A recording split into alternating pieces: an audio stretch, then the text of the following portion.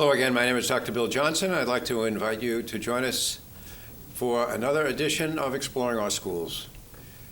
Today we're going to focus on what is becoming now a real tradition at Southside Middle School, and that is an annual trip to Washington, D.C.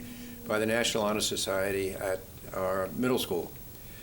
We had, I think, close to 150 of our students this time. 62 students go this year.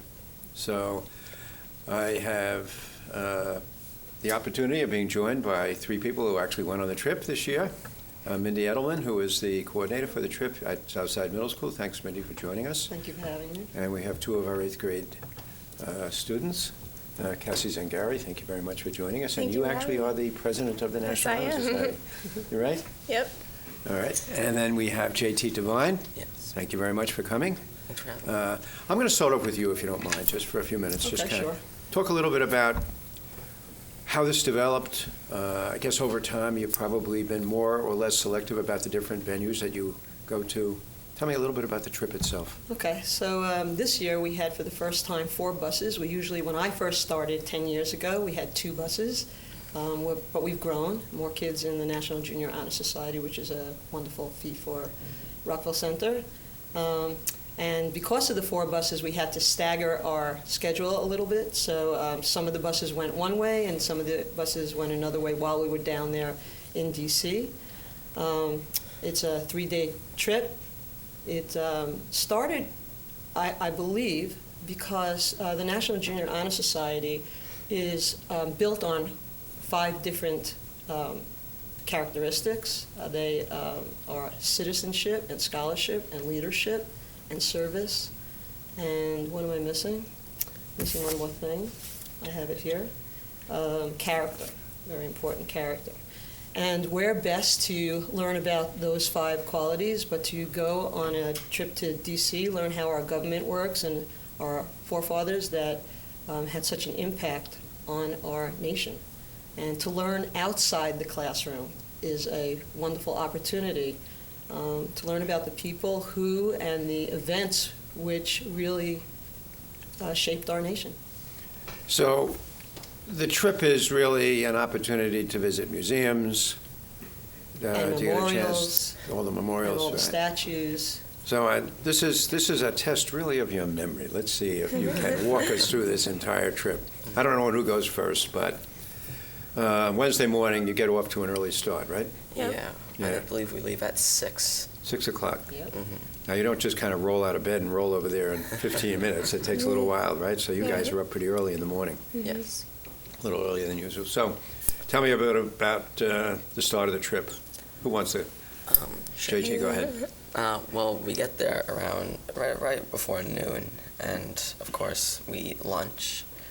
Then after that, we go and visit a few memorials like the FDR, Franklin Delano Roosevelt Memorial, and we also visit the Martin Luther King Jr.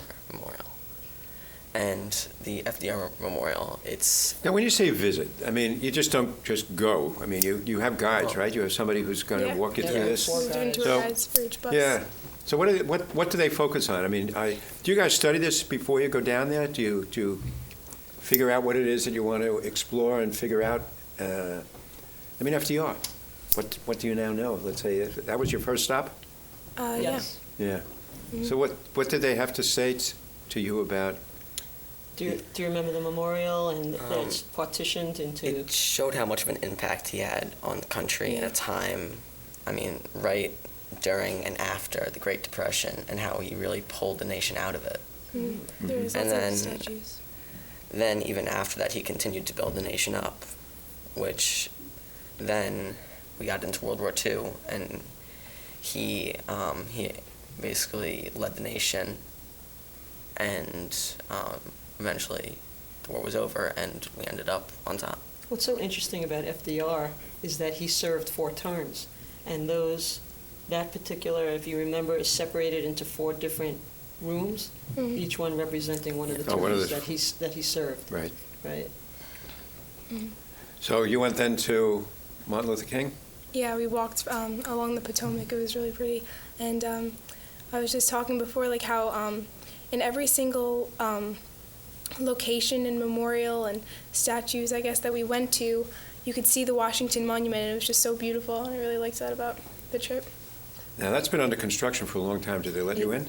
No, it's not under construction anymore. They finished. There's no more scaffolding. Now all Okay. the scaffolding is on the Capitol building, which seems Yeah, I to know. be Yeah. under- I know, it's interesting to see. renovation. Yeah. Right, were you able to get into the Washington Monument at all? No. No. It's not part of our tour. Oh, it isn't? No, Okay. never done that. So tell me a little bit about Martin Luther King. What'd you find out? It was really big and beautiful, and like I really liked the way how like every single detail, and he was also, I think, looking over at FDR's memorial and the Washington Monument too, as I said, and it was just really nice how they like, I guess, said it so like everything like kind of combines as one, I guess. Mm-hmm. Mhm. So these are real history makers that you get a chance to get a Yeah. sense of. At the Martin Luther King, there are many, many inscriptions of many of the excerpts things from that he many of the said. speeches that he gave. And he's standing very tall and very erect. His arms are folded. Mhm. Really gives you a sense of who he was and the leadership that he possessed, And probably his most famous was given right there right? in Washington, D.C. And he's the only non-president statue in D.C. That says a lot. Yeah, it says a lot about him. So, day one, take you to two places. Did you go anyplace else after that? Yes. We went to a museum called the Newseum, and it's a museum basically about how news evolved over, well, since I believe the 1400s. Mm. And how it really started with just very simple newspapers and people hanging up papers on walls and things related to that. And how today, where you could turn on the TV and just watch exactly what's happening in the world at that moment. You really don't even need the TV anymore. Hmm. Yeah. Actually, you can walk around and get distracted by wherever you happen to be sitting Yes. on your smartphones, right? Right? Yeah. Or now over at the middle school in your iPad, Yeah. right? Yeah. CNN, NPR, whatever you want. Yeah. So did you enjoy the News Museum? Yeah, I really liked it. There was one section, I guess, of the museum that it focused on 9/11, and it was like how even every single person witnessing it, and even the news broadcasters themselves, I guess, were so moved. It focused on each of their stories, and there were so many like good things focused on them. And also there was like this little, I guess, interactive part where you could write a note to be projected on the wall that they had, and you could write like, I guess, your thoughts on 9/11, like what do you have to say to the people, you know? So it's really nice. You know what's interesting? You just said something very fascinating about it. Not that it's necessarily the only thing that you want to take away from it, but you're absolutely right. The newscasters, sometimes when they're living through these events, they become part of the news story because it's their reactions to it that are just as important to us watching and listening as is the event itself. So that it started out posting things on walls where it was always after the fact. But now you actually have things that are happening where people are actually present while they are happening. Actually, one of my favorite parts of that museum is the Pulitzer Prize winners from 1948 until the present.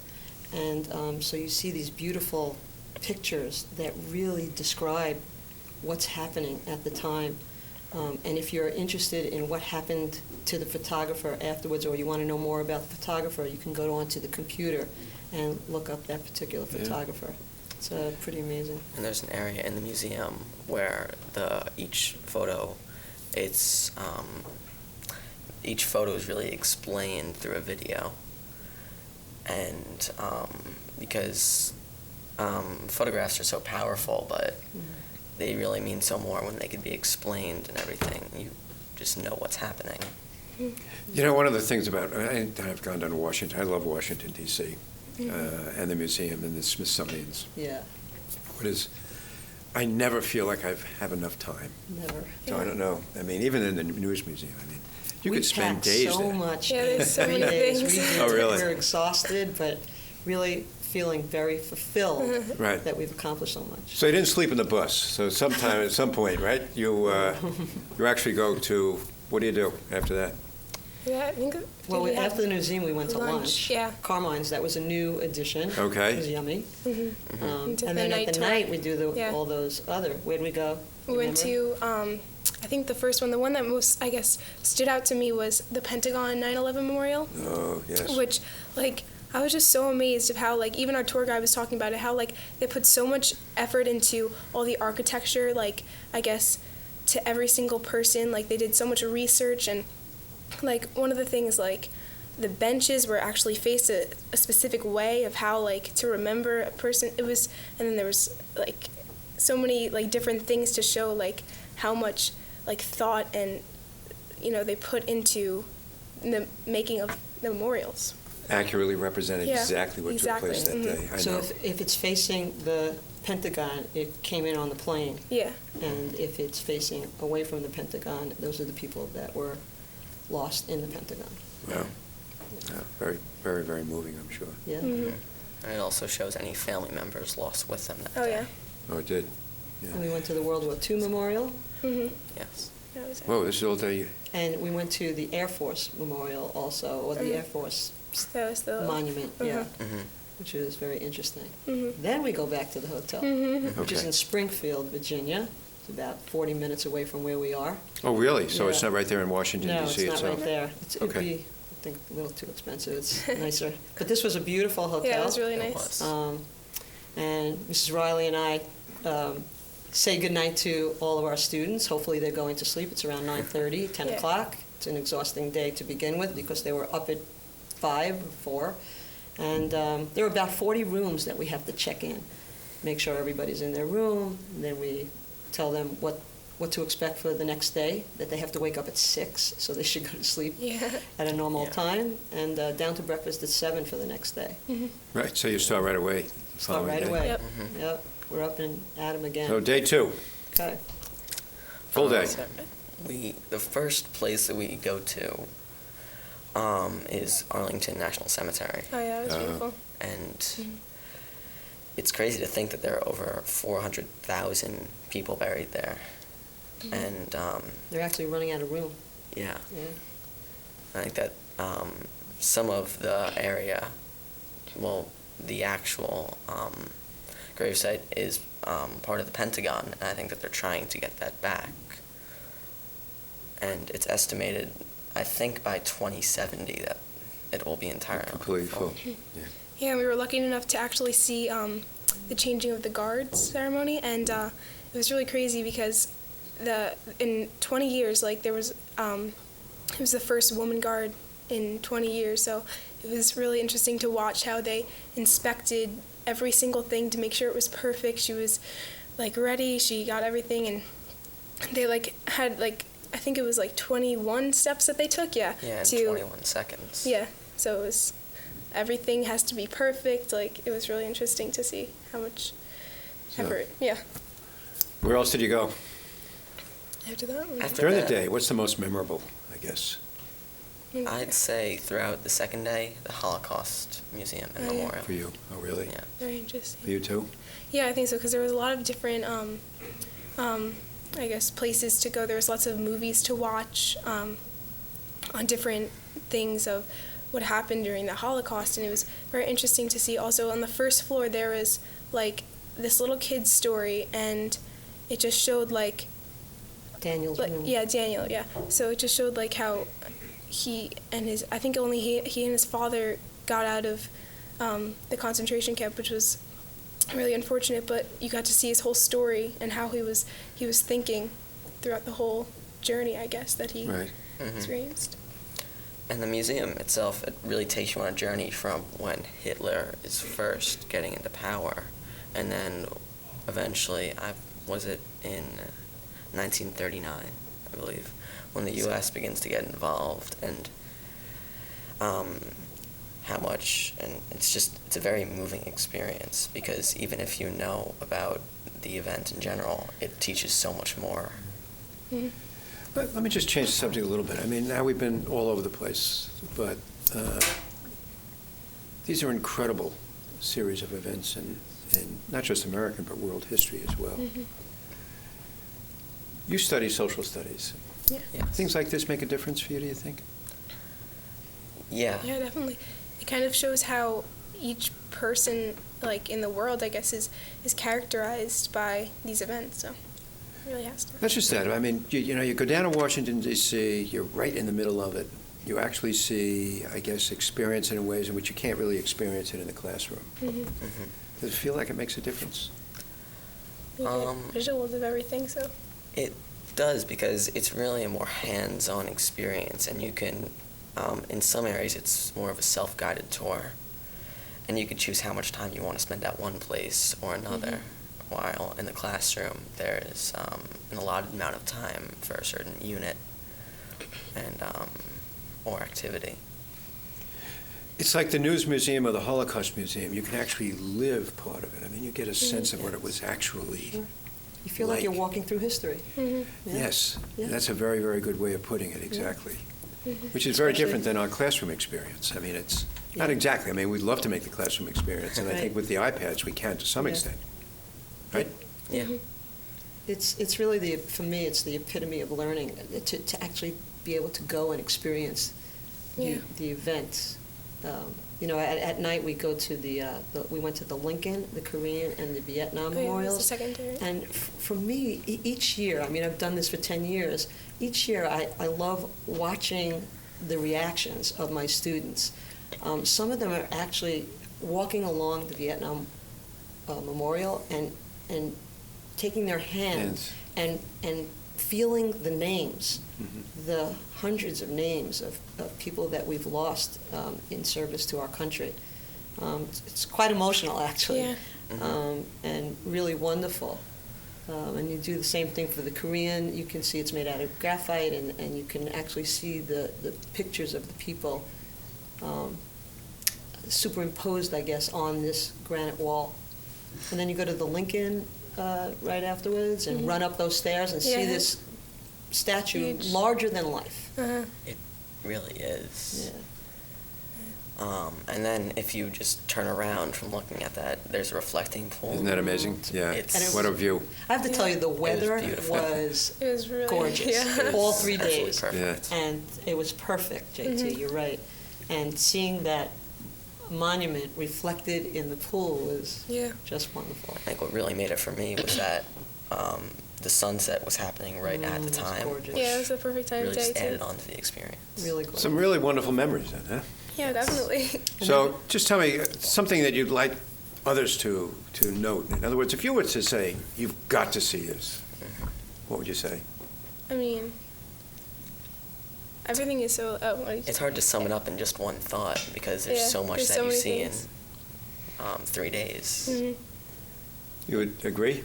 Yeah, because there's so much you can get out of it, and like as JT said, you really can't sum it up in one word because there's so much information like given to you during the whole entire trip.